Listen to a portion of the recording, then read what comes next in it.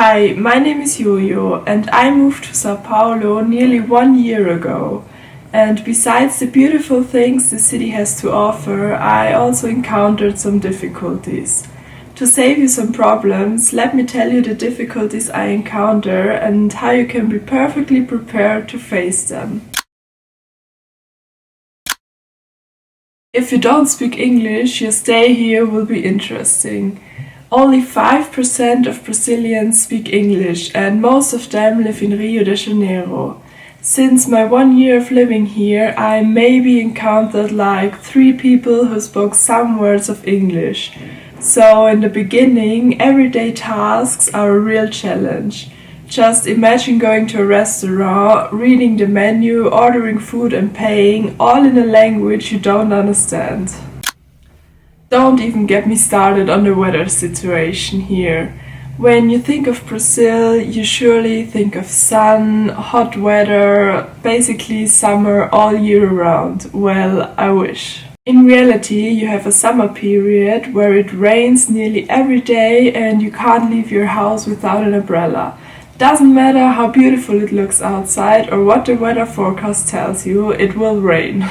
And then you have the winter period, where it suddenly gets really cold and you can't leave your house with really warm clothes.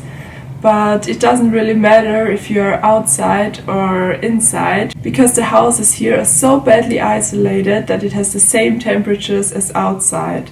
So I always try with all means to somehow get warm. My general knowledge is, when visiting a foreign place, to stay near the center, because that's where all the beautiful things are, right? Well, to keep it short, it isn't like that in Sao Paulo. Here in Sao Paulo, the center has its beautiful sides, but to get there you have to step over many gypsies and there's a high chance that you get home without your cell phone or money. Also, if you don't like the smell of drugs, I wouldn't recommend visiting. I made the common mistake to get an apartment near the center, and let me tell you, that isn't something you aspire to experience. Like in every big city, traffic is horrific here, and you have to plan 1 or 2 hours to get around town, even if it doesn't seem that far. Taxi and Uber seem the quickest option, but often public transportation is quicker. Except you have to take the blue line on rush hour, then don't even expect to get in the metro and be careful not to get crushed. Sao Paulo is home to 12.3 million people and you can definitely feel that. If you want to go to a specific restaurant or see a famous site, you have to book weeks in advance. Everywhere you go there will be tons of people and even more noise. Now, for someone who has lived in a big city their whole life, this might not be bothering them. But for me, who comes from a small town, this is really overwhelming in the beginning, but you kinda get used to it. If you come from a country like me, where people are really introverted and are happy if they don't have to talk to one another, you will get a small culture shock here. The people here are really open and take every chance they get to talk to you. Sometimes you just walk around town or wait from the bus and all of a sudden there comes a person and tells you some private things about their life. Meu irmão ele foi pra Irlanda, ele foi tem 2 meses. But therefore I really like the people here because they always ask how you're doing and are genuinely interested. They also always offer to help you. Besides the fact that it is very overcrowded at times, it's really cheap. You only pay 4 reais to take the metro, and you can stay there as long as you want. You can go back and forth and change routes over and over again. You can even take a train and don't have to pay for an extra ticket. You just need to make sure that you bring cash, and that brings me to my next point. In Sao Paulo, you can basically just forget that cash even exists. No one will take it anyway. They pay everything with card, even if it's just a small coconut on the street. They also pay everything with a system called Pix, which is basically just an app with whom you can pay any person.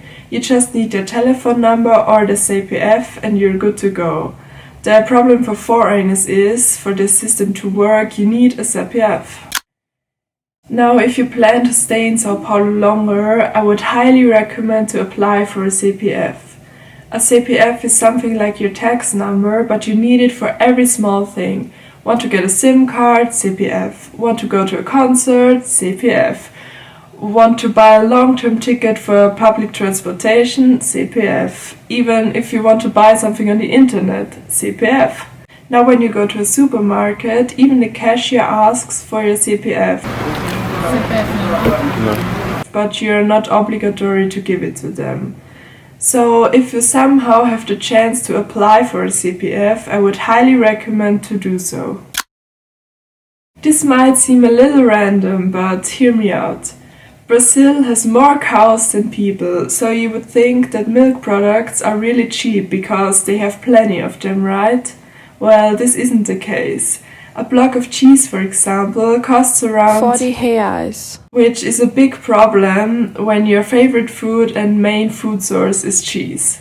Also, a pot of yogurt costs around 30 reais. So, if you want to live cheap, I would recommend to keep dairy products off your diet. So, after living here for 1 year, I can safely say that besides some downside, the city has so much to offer. So if you think about visiting or moving here, rest assured that you will have a good time and soon will learn to love Sao Paulo.